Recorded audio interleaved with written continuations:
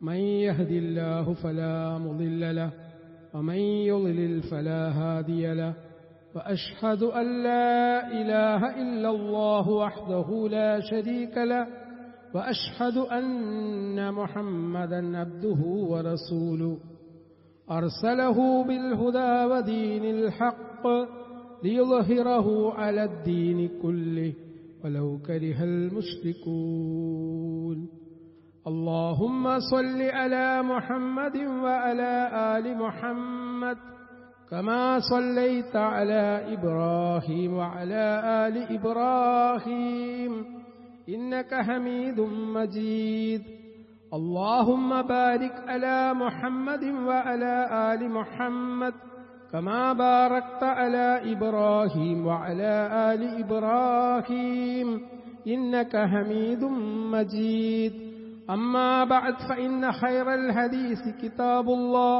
وخير الهدي هدي محمد صلى الله عليه وسلم وشر الأمور محدثاتها وكل محدثة بدعة وكل بدعة ضلالة وكل ضلالة في النار يا أيها الذين آمنوا اتقوا الله حق تقاته ولا تموتن إلا وأنتم مسلمون أعوذ بالله من الشيطان الرجيم بسم الله الرحمن الرحيم وما أرسلناك إلا رحمة للعالمين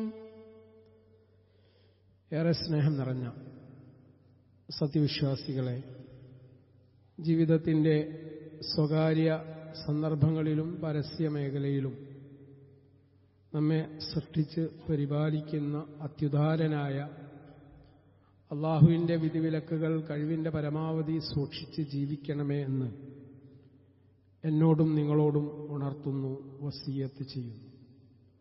അള്ളാഹു സുബ്ഹാനഹു തആല നമുക്ക് ഓരോരുത്തർക്കും അതിനുള്ള തൗഫീഖ് പ്രദാനം ചെയ്യുമാറാവട്ടെ. സഹോദരങ്ങളെ, നമ്മുടെയൊക്കെ ജീവിതത്തിൽ ഞാനൊരു മുസ്ലിമാണ്, ഞാനൊരു വിശ്വാസിയാണ് എന്ന് പറഞ്ഞതുകൊണ്ട് എന്ത് ത്യാഗമാണ് നമ്മൾ ചെയ്തിരിക്കുന്നത്. നമ്മൾ ഒരു മുസ്ലിം കുടുംബത്തിൽ ജനിച്ചു, നമ്മുടെ മാതാപിതാക്കൾ മുസ്ലിങ്ങളാണ്. ഇസ്ലാം എന്നുള്ള വിശുദ്ധമായ ആദർശത്തെ നമ്മൾ ഒരിക്കലും തെരഞ്ഞെടുത്തതേയല്ല. ഒരു മുസ്ലിം കുടുംബത്തിൽ ജനിച്ചതുകൊണ്ട്, മാതാപിതാക്കൾ മുസ്ലിം ആയതുകൊണ്ട് നമ്മൾ മുസ്ലിങ്ങളായി. നമ്മൾ ചിന്തിക്കേണ്ട കാര്യം, അള്ളാഹുവിന്റെ പ്രവാചകൻ മുഹമ്മദ് മുസ്തഫ സല്ലല്ലാഹു അലൈഹി വസല്ലം ഈ സത്യദീനിനെ നമുക്ക് എത്തിച്ചു തരാൻ വേണ്ടി എത്ര വലിയ ത്യാഗങ്ങൾ സ്വജീവിതത്തിൽ സഹിച്ചു എന്ന് ചരിത്രങ്ങൾ വായിക്കുമ്പോൾ നമുക്ക് ബോധ്യമാവും. അത്രമാത്രം തീക്ഷ്ണമായ പരീക്ഷണങ്ങൾക്ക് നടുവിൽ കൂടി ജീവിക്കേണ്ടി വന്ന ഒരു പ്രവാചകന്റെ അനുയായികളാണ് നമ്മൾ. ഇന്ന് ലോകത്തെ ഏറ്റവും കൂടുതൽ വിമർശിക്കപ്പെടുന്ന ആദർശവും മതവും ഇസ്ലാമാണ് എന്ന് നമുക്കറിയാം. എന്തുകൊണ്ടായിരിക്കും ഇത്തരത്തിൽ മുൾമുനയിൽ നിർത്തപ്പെടുന്ന ഒരാദർശമായി ഇസ്ലാം മാറുന്നത്? കാരണം കാരുണ്യത്തിന്റെ പ്രവാചകൻ ഈ സമൂഹത്തിലെ എല്ലാ തലത്തിലുള്ള ആളുകളുമായിട്ടും സംവദിച്ചിട്ടുണ്ട്, അവരെ സ്വാധീനിച്ചിട്ടുണ്ട്, ജീവിതത്തെയാണ് സ്വാധീനിച്ചത്.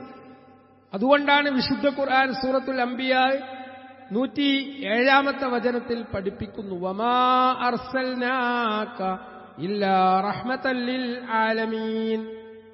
പ്രവാചകരെ ലോകർക്കാകെ കാരുണ്യമായി കൊണ്ടല്ലാതെ താങ്കളെ നാം അയച്ചിട്ടില്ല. അപ്പൊ നമ്മൾ ഫോളോ ചെയ്യുന്ന, അനുധാവനം ചെയ്യുന്ന ആദർശ മതം എന്ന് പറയുന്നത് ലോകർക്ക് കാരുണ്യമായി അയക്കപ്പെട്ട പ്രവാചകന്റെ മതമാണ്. അവസാനത്തെ പ്രവാചകൻ, ആ പ്രവാചകൻ മുഹമ്മദ് മുസ്തഫ സല്ലല്ലാഹു അലൈഹി വസല്ലം, അദ്ദേഹവും തന്റെ അനുചരന്മാരും കാണിച്ചിട്ടുള്ള ത്യാഗങ്ങൾ, ത്യാഗം മാത്രമല്ല, സ്നേഹം, കാരുണ്യം ചരിത്രത്തിൽ തങ്കലിപികൾ കൊണ്ട് എഴുതപ്പെട്ടിട്ടുണ്ട്. നമ്മൾ ചരിത്രത്തിൽ കൂടി കണ്ണോടിക്കുമ്പോൾ, ലൈവായിട്ട് നമ്മൾ അത്തരം സ്ഥലങ്ങൾ സന്ദർശിക്കുമ്പോൾ നമുക്ക് ബോധ്യാവും 10 വർഷത്തോളം പ്രവാചകൻ സല്ലല്ലാഹു അലൈഹി വസല്ലമക്ക് ഖിദ്മത്ത് ചെയ്ത, സേവനം ചെയ്ത അനസ് റളിയല്ലാഹു അൻഹു അദ്ദേഹം ഉദ്ധരിക്കുന്നുണ്ട്, ഖദിംതു നബി സല്ലല്ലാഹു അലൈഹി വസല്ലം 10 സിനീൻ. ഖദിംതു നബി സല്ലല്ലാഹു അലൈഹി വസല്ലം 10 സിനീൻ. ഫമാ ഖാല ലി ഉഫ്ഫിൻ വലാ ലിമാ സനഅത വലാ അല്ലാ സനഅത. അദ്ദേഹം പറയാണ്, 10 വർഷത്തോളം ഞാൻ പ്രവാചകൻ സല്ലല്ലാഹു അലൈഹി വസല്ലമക്ക് സേവനം അനുഷ്ഠിച്ചിട്ടുണ്ട്, ഒരു സേവകനായി നിന്നിട്ടുണ്ട്. എന്നാൽ നബി സല്ലല്ലാഹു അലൈഹി വസല്ലം ഒരിക്കൽ പോലും അനസ് ഒരു കാര്യത്തെ സംബന്ധിച്ച് നീ എന്തിന് ഇങ്ങനെ ചെയ്തു, ഒരു കാര്യം നീ എന്തിന് ഇങ്ങനെ ചെയ്തു, അല്ലെങ്കിൽ എന്തുകൊണ്ട് ഇങ്ങനെ ചെയ്തില്ല എന്ന ഒരു ചോദ്യം പ്രവാചകൻ സല്ലല്ലാഹു അലൈഹി വസല്ലമയുടെ ഭാഗത്ത് നിന്ന് അനസ് റളിയല്ലാഹു അൻഹുവിന് ഫേസ് ചെയ്യേണ്ടി വന്നിട്ടില്ലാന്ന് അദ്ദേഹം സാക്ഷ്യപ്പെടുത്തുകയാണ്. സ്വഹീഹായിട്ടുള്ള ഹദീസിൽ നമുക്ക് കാണാം.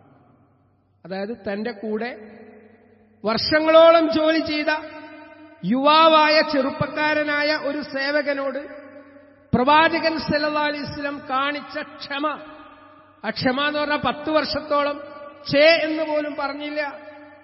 അദ്ദേഹം മുഖം ചുളിച്ചുകൊണ്ട്, കയർത്തുകൊണ്ട് ഒരു വാക്കുപോലും സംസാരിച്ചില്ല. അത് സഹിഷ്ണുതയുടെയും ഉന്നതമായ സ്വഭാവ മഹിമയുടെയും ഉദാഹരണമാണ്. അത് റസൂൽ സല്ലല്ലാഹു അലൈഹി വസല്ലമയുടെ ജീവിതത്തിൽ കൂടി നമ്മൾ കാണുന്ന ഒന്നാമത്തെ മാതൃകയാണ്. രണ്ടാമത്തെ ഒരു സംഭവം നമുക്കറിയാം. മക്കയിലെ പീഡനങ്ങൾ സഹിക്കവയ്യാതെ ഖുറൈശികൾ ഇസ്ലാം സ്വീകരിക്കാൻ വൈമനസ്യം പ്രകടിപ്പിച്ച സന്ദർഭത്തിൽ പ്രവാചകൻ സല്ലല്ലാഹു അലൈഹി വസല്ലം ഇസ്ലാമിക പ്രബോധനം നിർവഹിക്കാൻ വേണ്ടി 80 കിലോമീറ്റർ ദൂരെയുള്ള ത്വായിഫിലേക്ക് നടന്നുകൊണ്ട് യാത്ര ചെയ്യുകയാണ്. ആ സന്ദർഭത്തിൽ പ്രവാചകൻ സല്ലല്ലാഹു അലൈഹി വസല്ലമയുടെ കൂടെ നടന്നത് അല്ലെങ്കിൽ സഞ്ചരിച്ചത് സെയ്ദ് ബിൻ ഹാരിസ് എന്ന സ്വഹാബിയാണ്. പ്രവാചകൻ സല്ലല്ലാഹു അലൈഹി വസല്ലമയും സെയ്ദ് ബിൻ ഹാരിസ് റളിയല്ലാഹു അൻഹുവും ത്വായിഫിലേക്ക് യാത്ര ചെയ്യാണ്. നമുക്കറിയാം, ആമുൽ ഹുസ്ൻ, ദുഃഖത്തിന്റെ വർഷം എന്നുള്ള പേരിലാണ് അത് അറിയപ്പെടുന്നത്. ആ സന്ദർഭത്തിൽ ത്വായിഫിലെത്തിയ സന്ദർഭത്തിൽ അവിടെയുള്ള സഖീഫ് ഗോത്രം അതിന്റെ നേതാക്കളെ ഇസ്ലാമിലേക്ക് ക്ഷണിക്കണം, അല്ലെങ്കിൽ അവരോട് അഭയം ചോദിക്കണം. ഈ 2 പർപ്പസ്, ഈ 2 ലക്ഷ്യം മുൻനിർത്തിക്കൊണ്ടാണ് പ്രവാചകൻ സല്ലല്ലാഹു അലൈഹി വസല്ലം അങ്ങോട്ട് ചെല്ലുന്നത്. എന്നാൽ ഗോത്ര നേതാക്കൾ ചെറിയ കുട്ടികളെ, നമ്മൾ സാധാരണ പറയാറുണ്ട്, അങ്ങാടി പിള്ളേരെ അയച്ചുകൊണ്ട് കല്ലെറിയാനും പരിഹസിക്കാനും കളിയാക്കി വിടാനും അതാണ് ശ്രമിച്ചത്. ആ സന്ദർഭത്തിൽ ഈ വികൃതി പിള്ളേര് റസൂൽ സല്ലല്ലാഹു അലൈഹി വസല്ലമയെ വളരെ മോശമായിട്ട് പെരുമാറുകയും എറിയുകയും, ആ എറിയലില് പ്രവാചകൻ സല്ലല്ലാഹു അലൈഹി വസല്ലമയുടെ കാലുകളിൽ മുറിവേറ്റു, രക്തം ചീറ്റി. ഈ സന്ദർഭത്തിൽ സെയ്ദ് റളിയല്ലാഹു അൻഹു സ്വന്തം ശരീരം കൊണ്ട് പ്രവാചകൻ സല്ലല്ലാഹു അലൈഹി വസല്ലമയെ പ്രതിരോധിക്കുകയാണ്. എന്നിട്ടും പ്രവാചകൻ സല്ലല്ലാഹു അലൈഹി വസല്ലമക്ക് മുറിവ് സംഭവിക്കുന്നു. അങ്ങനെ രക്ഷപ്പെടാൻ വേണ്ടി പ്രവാചകൻ സല്ലല്ലാഹു അലൈഹി വസല്ലം എത്തിപ്പെടുന്നത് ഇന്ന് ത്വായിഫിൽ യാത്ര ചെയ്യുന്ന ഏതൊരാൾക്കും കാണാൻ സാധിക്കും. അദ്ദാസ് എന്ന ഇസ്ലാം സ്വീകരിച്ച ക്രിസ്ത്യാനിയായിട്ടുള്ള ഒരു വ്യക്തിയുണ്ട്. അദ്ദേഹത്തിന്റെ തോട്ടത്തിലാണ് റസൂൽ സല്ലല്ലാഹു അലൈഹി വസല്ലം. ഇന്നും ആ തോട്ടം നമുക്ക് പോവാനും സന്ദർശിക്കാനും പറ്റും. ഇന്ന് ടൂറിസ്റ്റുകൾക്ക് സന്ദർശിക്കാനുള്ള ഒരു ചാൻസ് അവിടെ ഉണ്ട്. ആ തോട്ടത്തിൽ അഭയം പ്രാപിച്ചു. അവിടെ വെച്ച് അള്ളാഹുവോട് തന്റെ സങ്കടങ്ങൾ പറഞ്ഞുകൊണ്ട് റസൂൽ സല്ലല്ലാഹു അലൈഹി വസല്ലം പ്രാർത്ഥിക്കുകയാണ്. ആ തോട്ടത്തിലെ ക്രിസ്ത്യാനിയായിട്ടുള്ള അദ്ദാസ് റസൂൽ സല്ലല്ലാഹു അലൈഹി വസല്ലമക്ക് മുന്തിരി നൽകിക്കൊണ്ട് സ്വീകരിച്ചു. പ്രവാചകൻ സല്ലല്ലാഹു അലൈഹി വസല്ലമയെ മനസ്സിലാക്കിയ അദ്ദേഹം പിന്നീട് ഇസ്ലാം സ്വീകരിച്ചു എന്ന് നമുക്ക് കാണാൻ പറ്റും. ആ സന്ദർഭത്തിൽ ഏറ്റവും വലിയ ചരിത്രം എന്താണെന്ന് വെച്ചാൽ, മടക്കയാത്രയിൽ ത്വായിഫിൽ നിന്നുള്ള ആരും ഇസ്ലാം സ്വീകരിക്കുന്നില്ല. കുട്ടികളെ വിട്ടുകൊണ്ട് റസൂൽ സല്ലല്ലാഹു അലൈഹി വസല്ലം ഉപദ്രവിച്ചു. ആ സന്ദർഭത്തിൽ കർനുൽ മനാസിൽ, ഇന്ന് ത്വായിഫിലെത്തുന്ന ആളുകൾക്കറിയാം കർനുൽ മനാസിൽ എന്നുള്ളത് നമ്മളെ ഉംറ നിർവഹിക്കാനും ഹജ്ജ് നിർവഹിക്കാനും ഒക്കെ ഇഹ്റാം കെട്ടുന്ന ഒരു പ്രദേശമാണ്. ആ കർനുൽ മനാസിൽ എന്ന സ്ഥലത്ത് വെച്ച് ജിബ്രീൽ അലൈഹിസ്സലാം പ്രത്യക്ഷപ്പെടുകയും മലക്കുകളുടെ ചുമതലയുള്ള ഒരു മലക്കിനെ പരിചയപ്പെടുത്തി. ഈ മലക്കിനെ എന്തിനാ പറഞ്ഞയച്ചത്?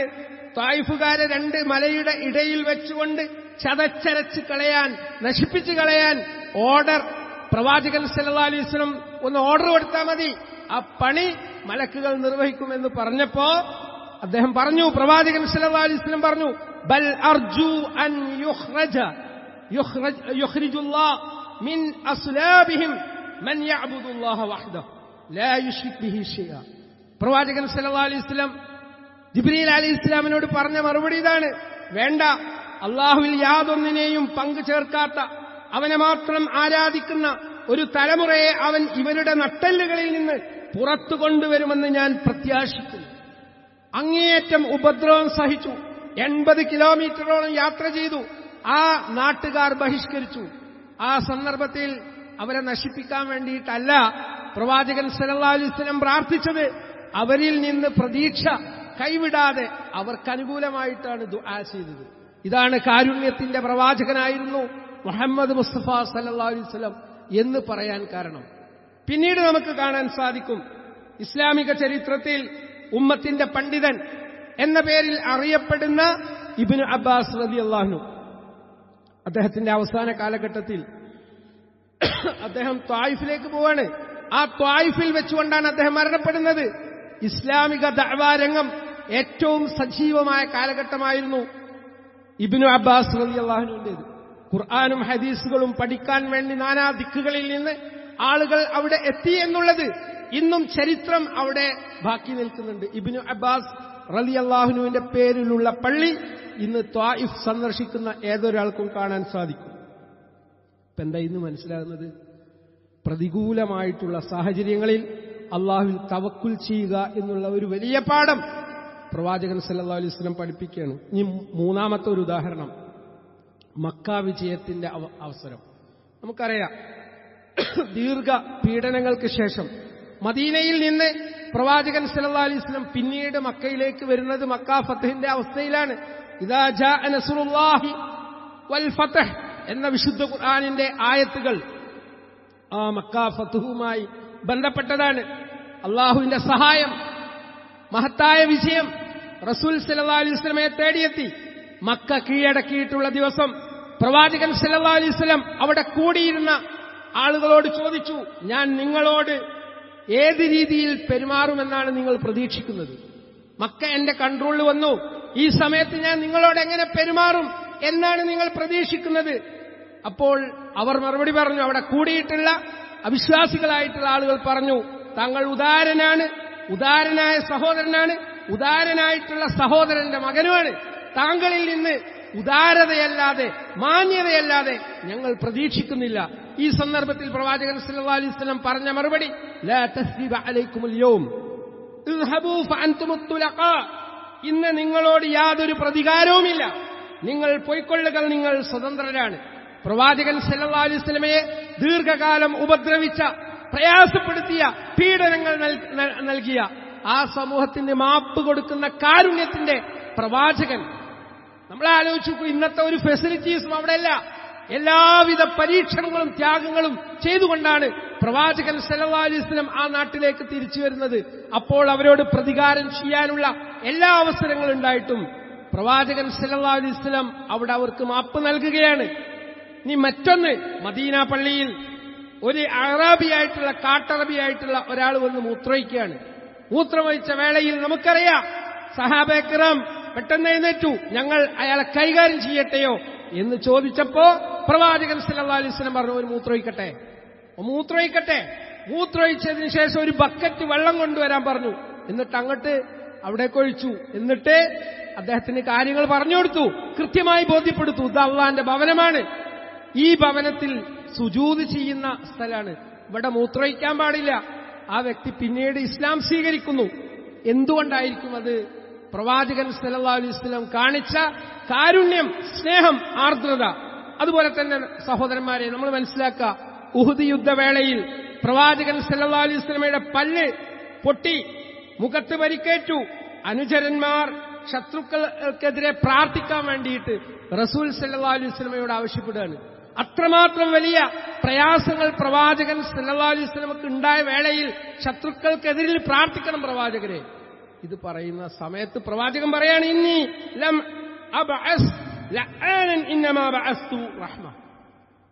അതായത് തീർച്ചയായും ഞാൻ ശപിക്കുന്നവനായിട്ടല്ല അയക്കപ്പെട്ടിരിക്കുന്നത്, എന്നെ ശപിക്കാനല്ല അയച്ചത്, മറിച്ച് കാരുണ്യമായിട്ട് അയക്കപ്പെട്ടവനാണ്. വമാ അർസൽനാക ഇല്ലാ റഹ്മത്തൽ ലിൽ ആലമീൻ. ഇതാ നമ്മൾ മനസ്സിലാക്കേണ്ടത്. കാരുണ്യത്തിന്റെ പ്രവാചകൻ, ആ പ്രവാചകന്റെ അനുയായികൾ എത്രത്തോളം ക്ഷമിക്കാൻ സാധിക്കും അത്രത്തോളം ക്ഷമിക്കാൻ കഴിയേണ്ടവരാണ് നമ്മൾ. അങ്ങനെയാണ് ഇസ്ലാം പ്രചരിക്കപ്പെട്ടത്. അദ്ദേഹം പ്രാർത്ഥിക്കാൻ, അല്ലാഹുമ്മ ഗഫിർലി ലിഖൗമി ഫഇന്നഹും ലാ യഅലമൂൻ. അല്ലാഹുവേ, എന്റെ ജനതയ്ക്ക് പുറത്തു കൊടുക്കണമേ, കാരണം അവർ വിവരമില്ലാത്തവരാണ്.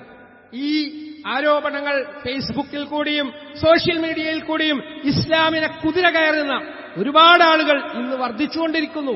ഈ സമയത്ത് തിരിച്ച് തെറി പറയുന്ന ഒരു സാഹചര്യം ഒരു മുസ്ലിമിന്റെ നാവിൽ നിന്നോ എഴുത്തിൽ നിന്നോ ഒരിക്കലും ഉണ്ടാവാൻ പാടില്ല എന്നുള്ള കൃത്യമായ മെസ്സേജ് ഇത്തരം പാഠങ്ങൾ ചരിത്രത്തിൽ വായിക്കുമ്പോൾ നമുക്ക് ബോധ്യമാവുകയാണ്. അതുകൊണ്ട് സഹോദരന്മാരെ, നമ്മിൽ നിന്നുണ്ടാവേണ്ടത് ഏറ്റവും ഉന്നതമായ സ്വഭാവവും ഉന്നതമായ മാതൃകയുമാണ്.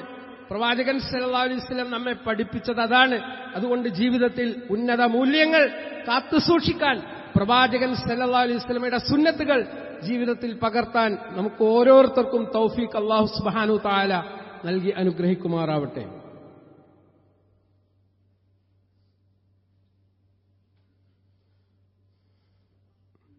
അൽഹംദുലില്ലാഹി റബ്ബിൽ ആലമീൻ വസ്സലാത്തു വസ്സലാമു അലാ റസൂലില്ലാഹ് വഅലാ ആലിഹി വഅസ്ഹാബിഹി അജ്മഈൻ.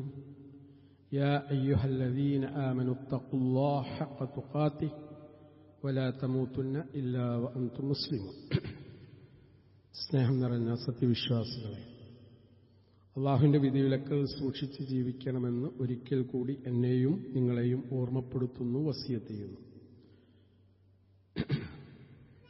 വിശുദ്ധ ഖുർആൻ ഉണർത്താണ്, ഫബിമാ റഹ്മത്തിൻ മിനല്ലാഹ് ലിൻത ലഹും വലൗ കുൻത ഫല്ലൻ ഗലീദൽ ഖൽബി ലൻഫല്ലു മിൻ ഹൗലിക്. അള്ളാഹുവിൽ നിന്നുള്ള കാരുണ്യം കൊണ്ട് മാത്രമാണ് താങ്കൾ അവരോട് സൗമ്യമായി പെരുമാറിയത്.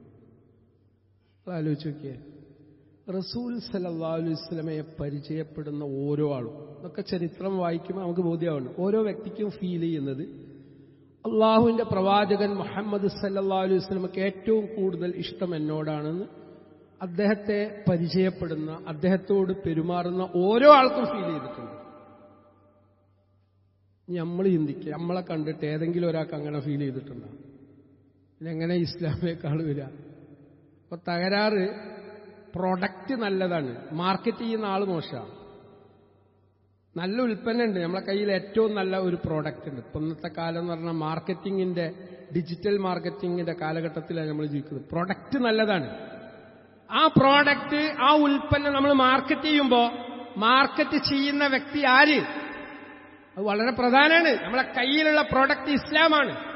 ആ ഇസ്ലാം എന്നുള്ള ഉൽപ്പന്നത്തെ നമ്മൾ മാർക്കറ്റ് ചെയ്യുമ്പോൾ ഈ പറയുന്ന, ഇത് അഡ്വക്കേറ്റ് ചെയ്യുന്ന, ഇത് പ്രബോധനം നിർവഹിക്കുന്ന ഈ ചങ്ങാതി, ഇയാൾ റോൾ മോഡലാണോ? ആളുകൾ ചോദിക്കുകയാണ്. എന്ത് ഖുത്ബ, എന്ത് ക്ലാസ്, മൂപ്പരുടെ വ്യക്തി ജീവിതം വളരെ മോശമാണ്. നമ്മളൊക്കെ എടുത്ത് ഓരോരുത്തരും വന്ന് പറയുന്ന കാര്യമാണ് ഞാൻ പറയുന്നത്. ഇപ്പോ ഞാൻ മിമ്പറിൽ കയറി സംസാരിക്കുമ്പോൾ ഞാൻ ഖത്തീബാണ്. ഞാൻ എന്റെ നാട്ടിലെത്തിക്കഴിഞ്ഞാലും ഞാൻ ഖത്തീബാണ്. ആളുകൾ എന്നെ ഒബ്സർവ് ചെയ്യുന്നത്, നിരീക്ഷിക്കുന്നത് ഞാനൊരു ഖത്തീബ് എന്നുള്ള അർത്ഥത്തിലാണ്. അപ്പൊ എന്റെ അടുത്തൊരു ഫാൾട്ട് ഉണ്ടാവുമ്പോ അത് വലിയ ഫാൾട്ടാണ്, സാധാരണക്കാരന്റെ അടുത്തുണ്ടാവുന്ന ഫാൾട്ട് പോലെയല്ല. അതുകൊണ്ട് നമ്മുടെ സ്വഭാവം, നമ്മുടെ പെരുമാറ്റം, നമ്മുടെ ജീവിതം മറ്റുള്ളവർക്ക് മാതൃകയാവണം. അങ്ങനെ മാതൃകയാവാൻ പ്രവാചകൻ സല്ലല്ലാഹു അലൈഹി വസല്ലമക്ക് സാധിച്ചിട്ടുണ്ട്. അതുകൊണ്ടാണ് ആയിഷ റളിയല്ലാഹു അൻഹ പറഞ്ഞത്, പ്രവാചകൻ സല്ലല്ലാഹു അലൈഹി വസല്ലം വിശുദ്ധ ഖുർആനായിരുന്നു. അതായത് വിശുദ്ധ ഖുർആൻ എന്താണോ കൽപ്പിച്ചത് അതനുസരിച്ച് ജീവിച്ച ഉന്നത മൂല്യങ്ങൾ ഉൾക്കൊണ്ട ഒരു വലിയ വ്യക്തിത്വത്തിന് ഉടമയായിരുന്നു എന്റെ പ്രിയതമൻ. അതാണ് വിശുദ്ധ ഖുർആൻ പറയുന്നത്, ഫബിമാ റഹ്മത്തിൻ മിനല്ലാഹി ലിൻത ലഹും വലൗ കുൻത ഫളൻ ഗലീദൽ ഖൽബി ലൻഫളു മിൻ ഹൗലിക്. അല്ലാഹുവിൽ നിന്നുള്ള കാരുണ്യം കൊണ്ടാണ് താങ്കൾ അവരോട് സൗമ്യമായി പെരുമാറിയത്. അപ്പൊ വിശ്വാസിയുടെ എന്റെ നിങ്ങളുടെ ജീവിതത്തിൽ ഉണ്ടാവേണ്ടത് സൗമ്യതയാണ്, വിനയമാണ്, അഹങ്കാരമല്ല. നേതാക്കന്മാർക്കുണ്ടാവേണ്ടത് അതാണ്. ചില ആളുകളുടെ അടുത്ത് അങ്ങോട്ട് ചെല്ലാൻ പറ്റൂല, കാരണം അയാൾക്ക് വിനയല്ല, സൗമ്യതല്ല. അപ്പൊ ആളുകൾ നിരീക്ഷിക്കുന്നു, സൗമ്യമായിട്ടാണ് പ്രവാചകൻ സല്ലല്ലാഹു അലൈഹി വസല്ലം പെരുമാറിയത്. താങ്കൾ കഠിന ചിത്തനും കഠിനമായി പെരുമാറുന്നവനും ക്രൂര ഹൃദയത്തിന്റെ ഉടമയുമായിരുന്നെങ്കിൽ താങ്കളുടെ ചുറ്റിൽ നിന്ന് ആളുകൾ പിരിഞ്ഞു പോകുമായിരുന്നു, നിങ്ങളുടെ അടുത്തേക്ക് ഒരാളും അടുക്കുമായിരുന്നില്ല. ഇംഗ്ലീഷ് പറയും, your presence should give happiness for all. നിങ്ങളുടെ സാന്നിധ്യം മറ്റുള്ളവർക്ക് സന്തോഷം പകരണം. പ്രവാചകൻ സല്ലല്ലാഹു അലൈഹി വസല്ലമയുടെ സാന്നിധ്യവും സമീപനവും പെരുമാറ്റവും ഉത്കൃഷ്ടമായതുകൊണ്ട് ആളുകൾ ഇഷ്ടപ്പെട്ടിരുന്നു. ആ ഇഷ്ടപ്പെട്ടതുകൊണ്ട് പ്രവാചകന്റെ സന്നിധിയിൽ നിന്ന് ആളുകൾ പോയിട്ടില്ല. അത്രത്തോളം പ്രവാചകനെ ഇഷ്ടപ്പെട്ട അനുയായികൾ. ആ അനുയായികൾ പ്രവാചകനെ ഇത്തിബായ് ചെയ്യാൻ, പ്രവാചകനെ അനുധാവനം ചെയ്യാൻ മത്സരിക്കരുത്. ഇല്ലാത്തത് കൊണ്ടല്ല, വിദേഹത്തുകൾ കൊണ്ടല്ല. ഇന്നിപ്പോ നമ്മൾ കാണുന്നത് എന്താ? പ്രവാചകൻ സല്ലല്ലാഹു അലൈഹി വസല്ലം പഠിപ്പിക്കാത്തത് എന്തുണ്ട്? അതാ ഗവേഷണം. എന്നിട്ട് പ്രവാചകനെ സ്നേഹിക്കുന്നു എന്ന് വിളംബരം ചെയ്യുക. പ്രവാചകൻ സല്ലല്ലാഹു അലൈഹി വസല്ലം പഠിപ്പിച്ച സുന്നത്തുകൾ തന്നെ ലൈവാക്കുകയാണെങ്കിൽ ഇഷ്ടം പോലെ ഉണ്ട്. അതാ നമ്മൾ പഠിക്കേണ്ടത്. അത് ഹദീസ് വചനങ്ങളിൽ സ്വഹീഹായിട്ടുള്ള രേഖകളിലുണ്ട്. അതിവിടെയുള്ള സുന്നി മുജാഹിദും ജമാഅത്തും എല്ലാവർക്കും കൃത്യമായി കണ്ടെത്താൻ പറ്റും. ഇന്ന് അതിനുള്ള ടെക്നോളജി വളരെ കൃത്യമാണ്. പക്ഷെ അത് നോക്കില്ല. ഏതോ വാറോലകളിൽ എഴുതപ്പെട്ട കാര്യങ്ങൾ ഇസ്ലാം എന്നുള്ള പേരിൽ ആഘോഷിക്കാൻ വേണ്ടി ആളുകൾ മെനക്കിടുക, മത്സരിക്കുകയാണ്. സഹോദരന്മാരെ, ഒരു കാര്യം മാത്രമേ ഉണർത്താനുള്ളൂ. നമ്മൾ ഒരു കാര്യം ചെയ്യുന്നതിന് മുമ്പ് അത് കൃത്യമായി ദീനാണോ അല്ലേ എന്ന് നമ്മൾ പരിശോധിക്കണം. ഒരുപാട് ത്യാഗം ചെയ്തിട്ടാണ് പ്രവാചകൻ സല്ലല്ലാഹു അലൈഹി വസല്ലം ഈ ദീൻ നമുക്ക് തന്നത്. ആ ദീൻ തന്നതിന് ശേഷം പിന്നെ റസൂൽ സല്ലല്ലാഹു അലൈഹി വസല്ലം പറഞ്ഞൊരു വാക്കുണ്ട്, അണപ്പല്ലുകൾ കൊണ്ട് എന്റെ സുന്നത്തിനെ നിങ്ങൾ കടിച്ചു പിടിക്കണം എന്ന് പറഞ്ഞു. ഒരു കാലഘട്ടം വരും, ശരി തെറ്റായും തെറ്റ് ശരിയായിട്ടും വ്യാഖ്യാനിക്കപ്പെടും. അവിടെയാണ് നമ്മൾ സുന്നത്തിന്റെ ആളുകളാവേണ്ടത്.